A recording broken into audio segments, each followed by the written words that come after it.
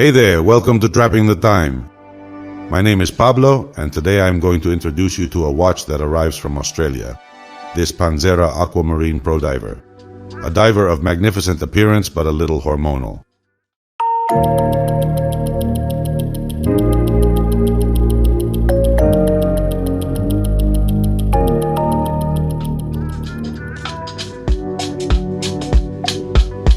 Let's see. First of all, I must relate how it is that this watch arrived in my box. We were in last Christmas, and we saw that the Panzera brand was offering their watches at a significant discount, 40% specifically. So encouraged to bring to the channel a watch from the antipodes, and encouraged by their striking designs. Plus, I wanted a watch with a semi-square case, which none of them had, and that's why we originally ordered this Aquamarine 45.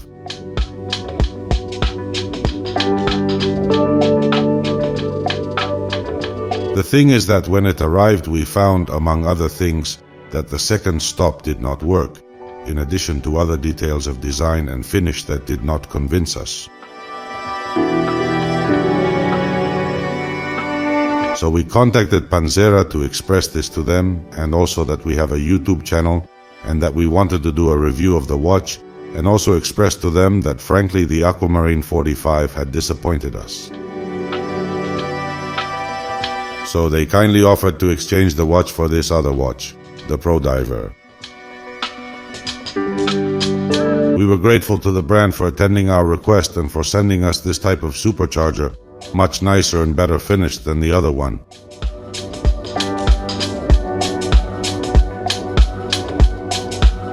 As you can see, its packaging is more than correct. A padded polyleather case that is lined with a kind of short velvet throughout its interior. Attached is a small instruction booklet that also serves as a warranty, and this card where it warns what we all know, that the watch is only water resistant with the crown screwed down. When you hold the watch in your hand, it feels big, powerful, with a very striking, and I would say, summery aesthetic. When held in the hand, this 6-foot-tall, blonde-haired, big-muscled Aussie pimp is a real eye-catcher.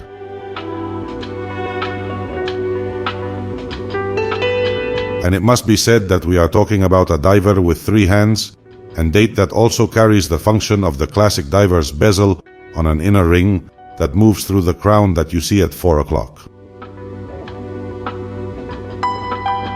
Its measurements are 45 millimeters in diameter, 54, 4 millimeters long, 14, 2 millimeters thick, and 24 millimeters wide between handles. Its weight is nothing less than 140 grams.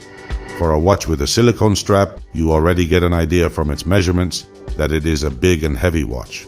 It looks like a tank next to my other divers. I show it here, and you can see that although the diameter of the case is the same as that of my Invicta, next to it seems much larger, and that contributes to its square shape, its large distance lug to lug, its thickness, incompatible with a button shirt. But I also think that this watch is to wear with short sleeves and show it off in the sun.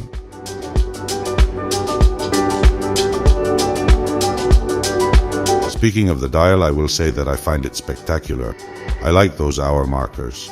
Large, very visible, double bar shaped.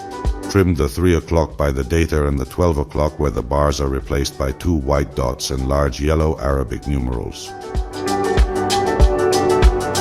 All these indexes are applied and are completely covered with a good quality lume. This one does pass the sunrise test. Here you can see it next to the best and the worst. To give you an idea, it is not as good as Seiko's Lumi Bright, but it performs very well.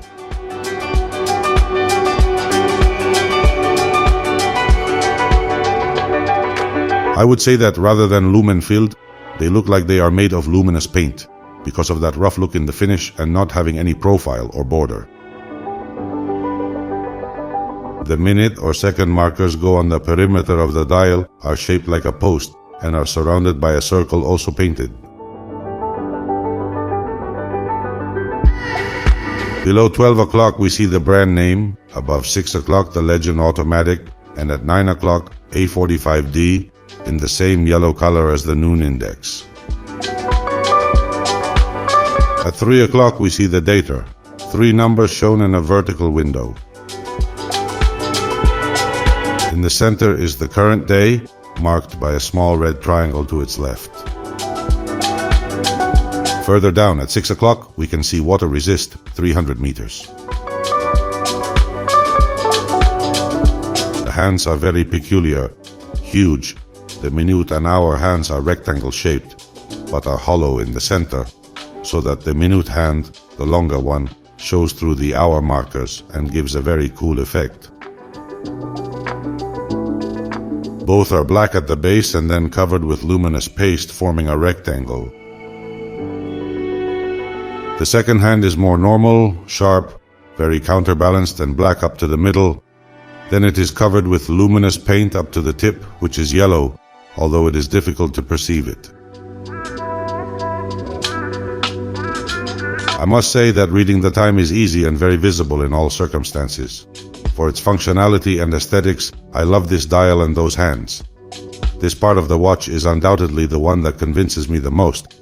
But right next to it, we have the inner bezel, that sliding ring by means of a screw-down crown at 4 o'clock, which makes it not move randomly, and in that sense very well, it is a functional and very practical bezel. In addition, it is very comfortable to manipulate it, the truth. But it should also be noted that these markers, painted with lumen, have a poor finish. If you look closely, you can see that at the bottom the paint is sagging. That is, that in the drying process it has run off to give it a rounded appearance. At first glance it is not visible, but it is something that could be improved a lot. As I see it, this inner bezel has too many indexes on the first 15 minutes. If you notice, the first one almost touches the triangle, and the 14 has disappeared by magic. And it's a shame that such a cool watch has such a design and finishing flaw in such an exposed and visible part, with how easy it would have been to remove them all and leave only the posts every 5 minutes and the numbers every 15. What I think is that with this decoration, they wanted the watch to look more like what it is, a diver. But given the complications involved and the unaesthetic result, I would have chosen to remove those indexes, and I even think the watch would be more beautiful. A real shame, that design and finishing flaw. It is true that, if you don't analyze the watch closely, you don't notice it. But the owner does, and, well, it's not a nice feeling. That's why they said at the beginning of the video that this Australian blonde of 190 and very muscular is a little hormonal. He is very handsome, but he has some flaws hardly forgivable by a collector fan. Maybe normal people, those who do not have this vice, do not even notice what I have just told you, but it is something that does not escape the eyes of any average fan.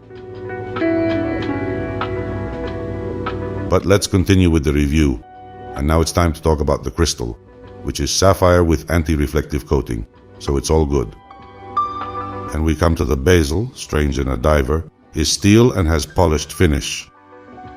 It descends at a great angle to meet a case of the same material, stainless steel, but treated with pressure sandblasting that gives it that satin and uniform appearance.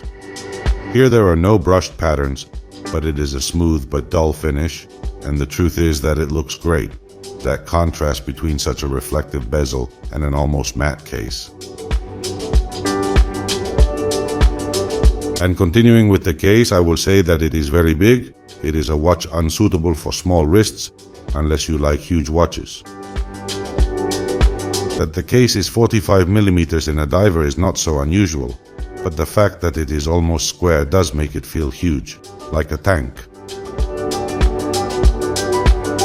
In addition, those large lugs, designed and arranged in such a way that they seem independent of the case, do not help the watch to be discreet.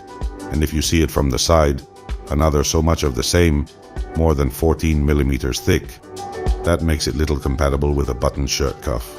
Well, whichever way you look at it, it is a very large watch.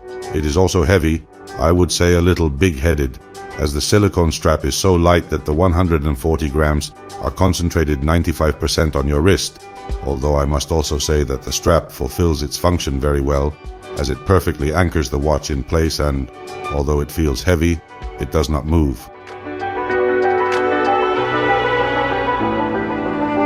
On the right side of the case, as usual, we find the crowns of good size and presence.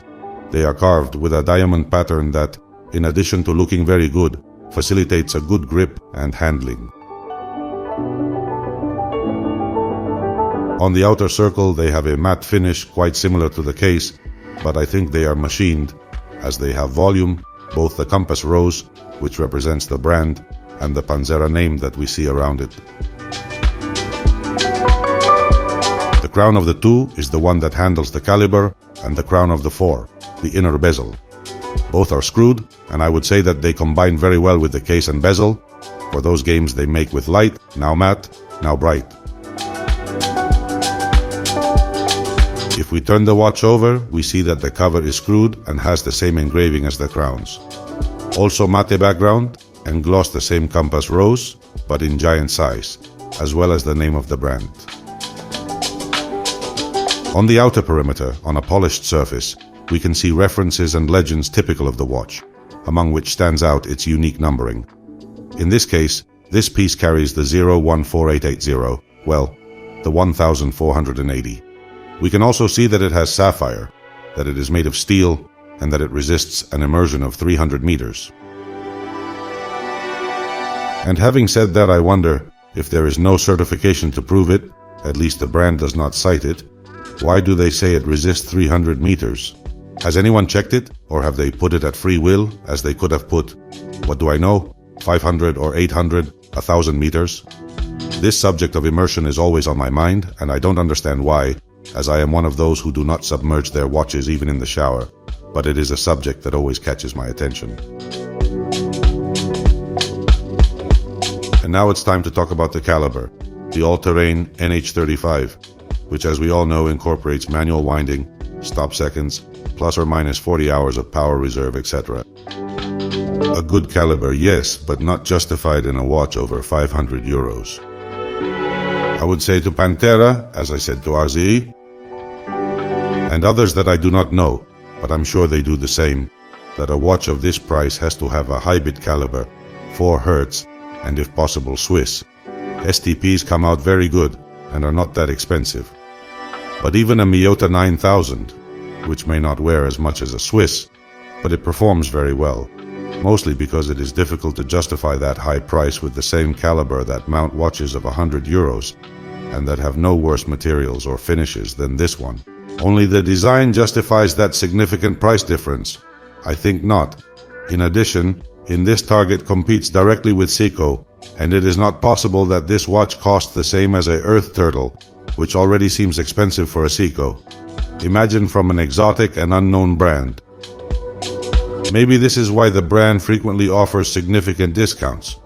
Right now they have it again with a 40% for those who subscribe to their newsletter, which rather seems an excuse to adapt the watch to the market without making a drop in pants in the official rate, which would both displease those who paid the watches at their price without discount. The truth is that this is not a watch that has just been launched. It has been on the market for at least 5 years. And, well, who am I to tell brands what to do? After all, it's just my opinion and we all have our own. That said, I continue with the magazine and it's the strap's turn. Wide, good size as it has to be to hold such a big watch well. The truth is that it looks and feels phenomenal. It is sewn with thread in the stitching that we see around the perimeter, and also has a relief that increases as it approaches the handles, which looks very good, much better than if it was smooth. If we turn it over, we can see that it is hollowed so that it does not rub so much, and thus avoid sweating. On one side we see that it has the name of the brand, and on the other, the authentic legend. It has quick release pins and 2 loops that hold the excess strap very well.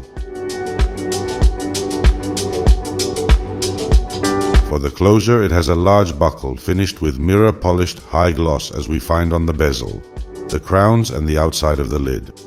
It is also engraved with the name of the brand.